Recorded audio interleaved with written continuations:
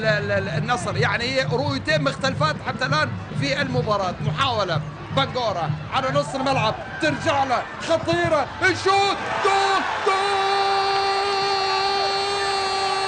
جول عن طريق بنغورا. اسماعيل بنغورا هداف النصر، اسماعيل بنغورا يفتتح التسجيل. بنغورا في هذه المناسبة يظهر تماما. إذا بنغورا اسماعيل ياخذها يستلم دخمة 18 دون رقابة دون متابعة إطلاقا. هذا هو بنغورا، تسعد بهذا اللاعب. بنغورا يتقدم الآن على طول، مباشرة يلعبها على الخط تماما. هي البنغورا الهدف الشخصي الأول، الهدف الشخصي العاشر على مستوى الدوري، نعم، وليس التاسع بل العاشر.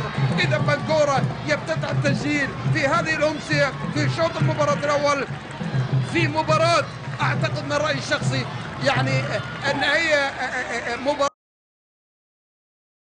في النصر. كان خالد إبراهيم ولا محمود. محاولة على طول بعرض الملعب، يونس يلعب الجول،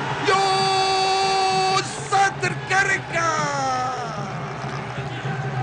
يونس يتقدم من طرف الشمال، ولا يأس مع يونس ولا يأس مع النصر، وقدرات كركة تظهر في اللقطة الماضية وإمكانياتها كذلك تبرز في اللعبة الماضية. وهدف نصراوي ثاني في كرة مرتدة.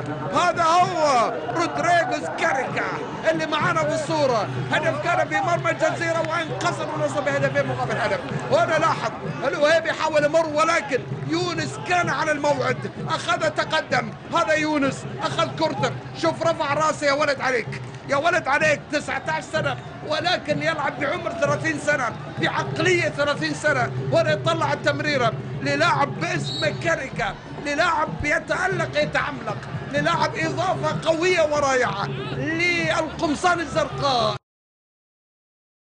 فهذه شلون حينفذها، كيف سيتعامل معاها اللي هو عبد الله موسى، بأي شكل، بأي صورة، بأي لون، بأي طريقة. هنا واضح تماما عبد الله والتركيز.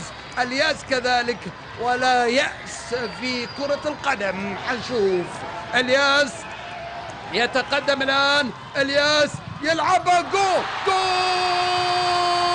من خلال الياس من ضربة جزاء، وبالتالي تقليص الفارق، تقليص الفارق عن طريق الياس. إذا العين يقلص الفارق، والنصر لا زال متقدم بهدفين مقابل هدف، بهدفين مقابل هدف في وقت صعب تماما. حوالي 13 دقيقة تفصل النصر عن النصر. هنا لاحظ يعني رغم ان الكرة كانت في مكان صعب، ولكن حارس المرمى راح على اللعبة هذه. الكرة كانت اسرع منه، الياس حطها على يمين عبد الله موسى، لكن الكرة كانت اسرع، وبالتالي هدف التقليص، هدف التقليص للعين على حساب النصر. 2-1 النتيجة نصراوية حتى الآن. هنا واضح تماما زينجا اللي يعني الآن